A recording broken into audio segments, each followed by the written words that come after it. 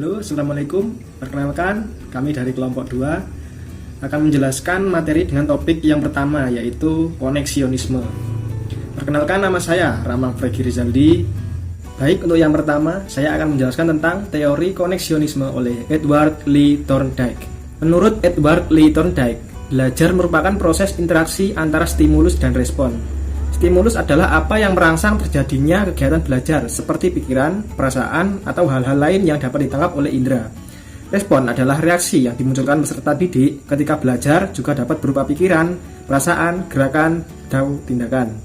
Prinsip pertama teori koneksionisme adalah belajar suatu kegiatan membentuk asosiasi atau connection antara kesan panca indera dengan kecenderungan bertindak. Bentuk belajar yang paling khas baik pada hewan maupun manusia menurutnya adalah trial and error learning atau selecting and connection learning, dan berlangsung menurut hukum-hukum tertentu. Eksperimennya yaitu, yang pertama, kucing lapar dimasukkan ke dalam kotak kerangkeng yang dilengkapi dengan alat pembuka apabila disentuh. Kedua, di luar kotak ditaruh daging. Kucing dalam kerangkeng bergerak ke sana kemari mencari jalan keluar tetapi gagal.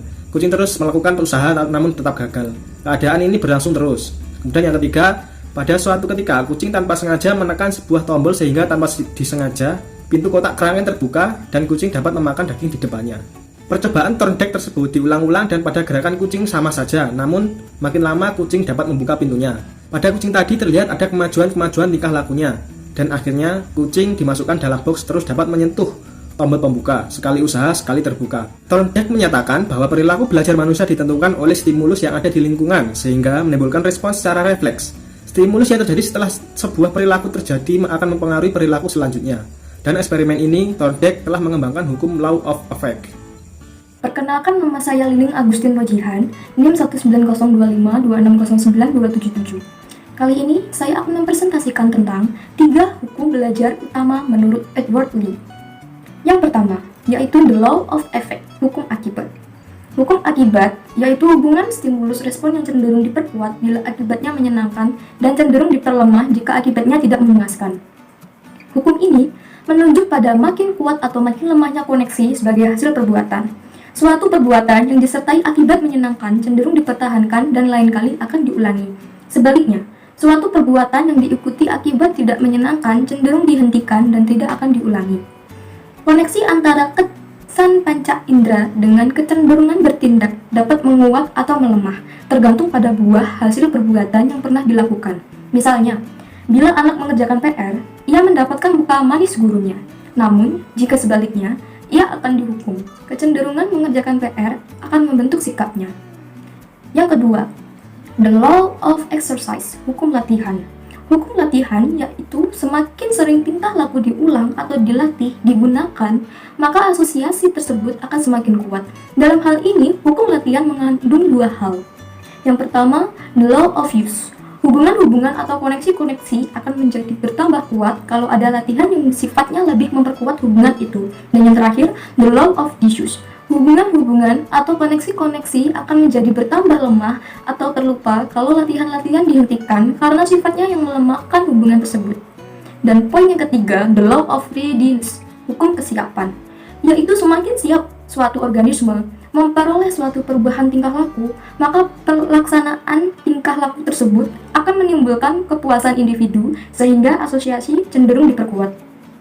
Prinsip pertama teori koneksionisme adalah belajar merupakan suatu kegiatan membentuk asosiasi, connection, antara kesan panca indera dengan kecenderungan bertindak. Nama saya Febian Silosari. Prinsip utama dari teori koneksionisme yaitu kegiatan yang membentuk sebuah koneksi atau asosiasi antara kesan panca indera dengan kecenderungan bertindak. Ada pula prinsip-prinsip tambahan dalam proses belajar di teori ini. Yang pertama ada prinsip multiple response.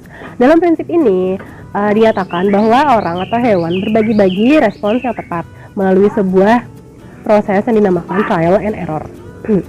Proses tersebut bergantung kepada beberapa faktor seperti motivasi, hambatan atau kesulitan, terkadang berusaha tanpa arah, berhasilnya sebuah percobaan, menyisihkan respon-respon yang tidak efektif, atau konsolidasi respon-respon yang pernah menimbulkan hasil. 2. Ada prinsip kesiapan mental. Kesiapan mental dalam hal ini merujuk kepada kecenderungan bertingkah laku. Kesiapan mental ini lebih mendekati sebuah kondisi yang sementara seperti perasaan, sikap, dan juga minat dalam proses belajar bisa terselenggara apabila terdapat kondisi yang dengan kesiapan mental siswa yang positif. Yang ketiga, terdapat prinsip aktivitas berat sebelah. Menurut Thorndike, respons hanya dapat diberikan pada sebagian atau aspek tertentu dari keseluruhan stimulus. Yang keempat, ada prinsip analogi atau asimilasi. Bila suatu individu belum menemukan respons yang tepat untuk menghadapi sebuah situasi yang baru, maka ia akan melakukan respons yang mempunyai respons yang sesuai yang dimilikinya untuk digunakan dalam merespons situasi lama yang memiliki elemen-elemen serupa dengan situasi baru. Yang kelima, prinsip perpindahan asosiasi. Prinsip ini menyatakan bahwa setiap respons yang dimiliki oleh individu maka dapat melekat kepada stimulus baru. Proses ini sama dengan proses conditioned response.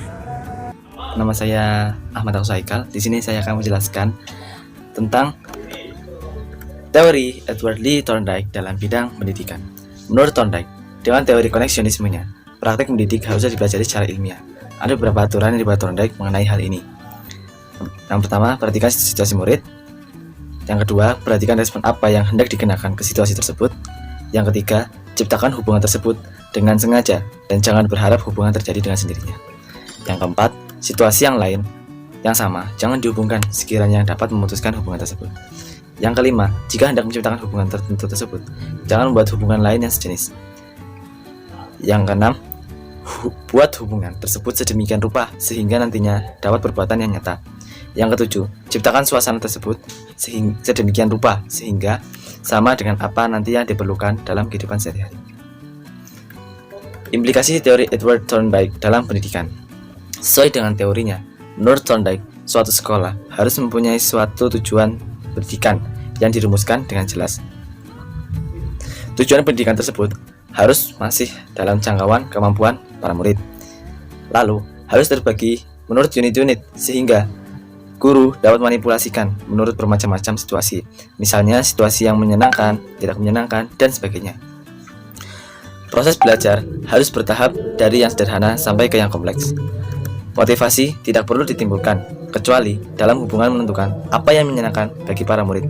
Oleh karena tingkah laku murid ditentukan oleh external rewards dan bukan oleh instinct motivation. Lalu, tekanan pendidikan adalah perhatian kepada pelaksanaan respon-respon yang benar terhadap stimuli. Respon-respon yang salah harus segera diperbaiki agar tidak diperkuat melalui ulangan-ulangan.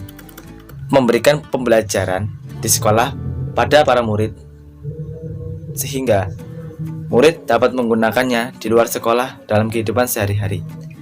Itulah pendidikan yang baik.